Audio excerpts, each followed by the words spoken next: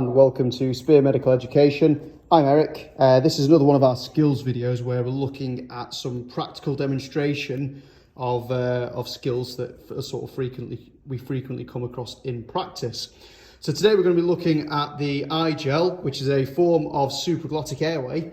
A particularly good one in that there's no real moving parts to it. We don't need to worry about inflating cuffs or deflating cuffs. We are literally sizing the device up correctly, considering the patient that requires it, and then inserting it. So it is a very, very straightforward device, which is really good for those sort of high stress situations where these devices are often needed.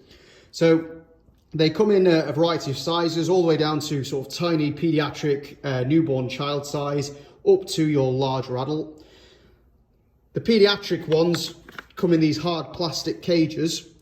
So within that hard plastic cage is the iGel itself, and you can see on the front it tells you the size that it is. They are color coded as well, and then on the back and on the iGel itself, it'll tell you the ideal weight that the casualty needs to be for this to be a decent fit for them.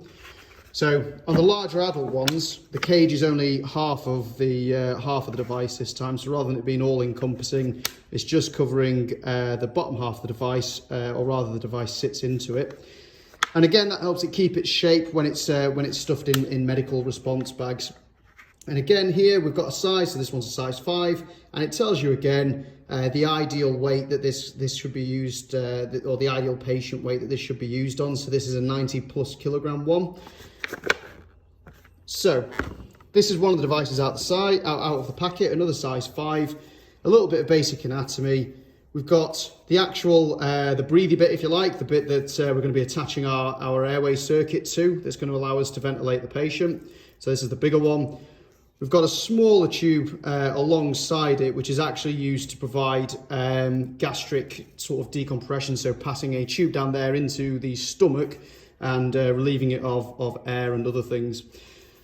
On the iGel itself, half of it, or most of it, is really flexible and floppy. At the top here, it's more rigid, and that's because this is a bite block. So should the patient become trismus, start to bite down on the iGel, they're going to just bite the bite block, and the tube itself is going to remain patent. So that larger sort of tube is going to remain patent, and we're not going to suddenly lose the patient's airway. Down at the bottom side, we've got, so it's made of a sort of a soft, a kind of soft medical rubber, if you like.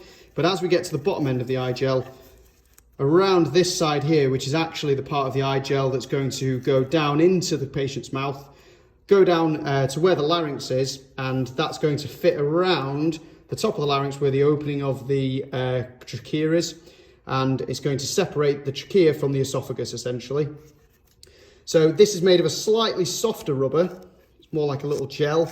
It's a little bit adhesive, and this is what sort of conforms to the upper part of the airway there, and creates a bit of a seal for us to be able to ventilate the casualty through.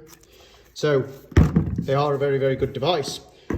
However, the device on its own isn't the whole story. We do need some more kit. So we've got here our bag valve mask, our Untitled CO2 if you've got it available, a HME filter, heat moisture exchange filter, a capnography mount, a catheter mount, which allows us to sit it on top of the iGel, and actually what that gives us is a little bit of flexibility when we're moving the patient or manoeuvring the heavier side of the airway circuit around the casualty.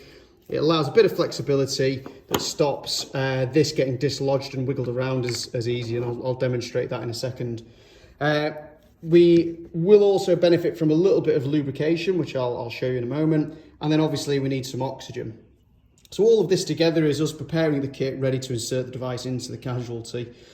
The type of casualties that we're going to want to use or not want to use this on, are patients that are trismus. So if we're getting the biting down of the jaw, we can't get access to the mouth. We're obviously not going to be able to insert the airway under those circumstances.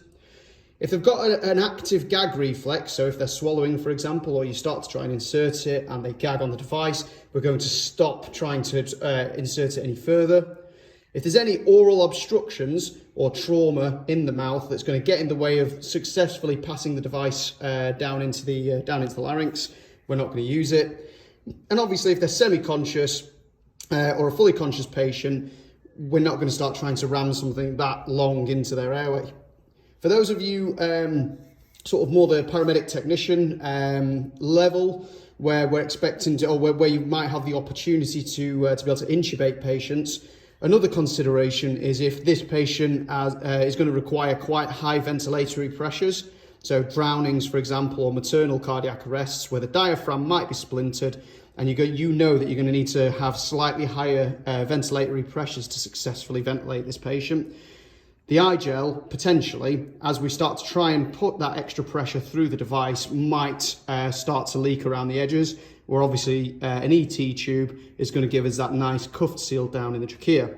So let's have a look at how we actually insert this device and connect the airway circuit together. Okay, so we've had a look at the iGels themselves, how we size them up. So remembering we're looking at the weight on the device. So if it's a 90 kilogram plus iGel, we're looking at the patient and we're thinking, what is their ideal weight? So if my weight is 80 kilograms and this person's a bit bigger than me, I could safely go, they're probably upwards of the 90 kilogram mark, so they're probably a size 5. So using yourself and the knowledge of your weight is a good way of estimating your casualty's weight in the pre-hospital environment where we don't have the luxury of weighing patients. So remembering that the weight on the iGel is the casualty's ideal weight, not necessarily their actual weight. However, that being said, if you go to insert a device and it physically won't advance but beyond the oral cavity, or it's not sitting right in the larynx, it's probably too big.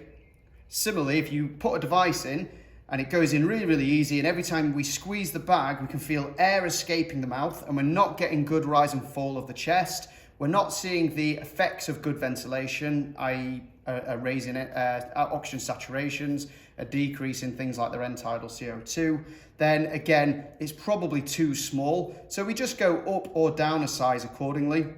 So for this particular casualty, I know this mannequin will take a size 3 quite comfortably for the purpose of demonstration. So I get it out of the packaging and it's sat on one of these hard cradles. Remove it from the cradle and then we can actually pop a little bit of lubrication onto the hard plastic.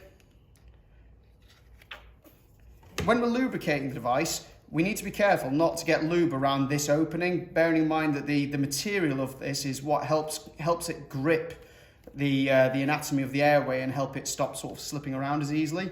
So if you're going to lubricate it, we're aiming to get it just on the hard plastic edges, just to help it advance a little bit more easily in the patient's mouth. We can get rid of our cradle then.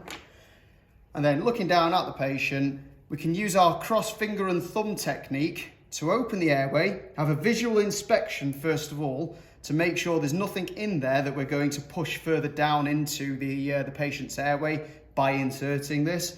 So we have a quick visual inspection, remembering that the opening, the face side of the iGel needs to be facing uppermost, so towards the casualty's trachea, and then we just advance it into the mouth and we keep pushing it until it won't go anymore, and when we let go you'll get a slight rise of the device as it finds its position. So that's now correctly inserted. We then attach our ventilatory circuit or our airway tree, depending what you want to call it, and like I said to you earlier, it starts with this catheter mount and I'll show why in a moment. We then put our HME filter onto the catheter mount, the heat moisture exchange filter, then our end-tidal CO2, and then our bag valve mask that's attached to the oxygen, with the oxygen obviously on high flow. So the good thing about using this catheter mount here is actually I can afford a degree of movement with my airway circuit, or my ventilatory circuit should I say, and it doesn't move the iGel excessively. It's not going to dislodge that seal that I've got. If I was just to attach the iGel straight onto the BVM with nothing else in between, just slight movement's going to cause quite dramatic changes in the position of the iGel in the patient's mouth. So wherever possible, we want to try and aim at building this airway circuit to accommodate the sort of movement we're going to expect during pre-hospital care, during cardiac arrest, during complicated extrications where we need to keep ventilating the casualty. We can further secure the iGel either using a commercial device such as a Thomas tube holder that's designed for the iGel, or we can simply wrap some tape around it, securing each corner of a cross of the tape to the cheeks and under the jaw, under the mandible. We need to know if this is working, and I sort of touched on it earlier, but as we squeeze the bag, what we should get is some rise and fall of the chest. If I was to use my stethoscope, I should hear air entry on both sides of the chest. I shouldn't get much air leak from the mouth. There might be a little bit, but I shouldn't get excessive air leak from the mouth.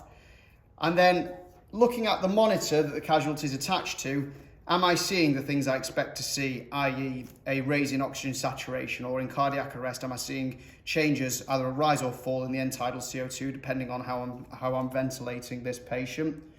All of that will tell us that this is seated correctly. And as I say, we may need to go up or down a size in response to what we find. So that's a whistle-stop tour of the iGel. I hope you found it helpful. If you did, drop us a like and subscribe. Remember, we are on Instagram as well. And look forward to more content like this in the future. Thank you very much.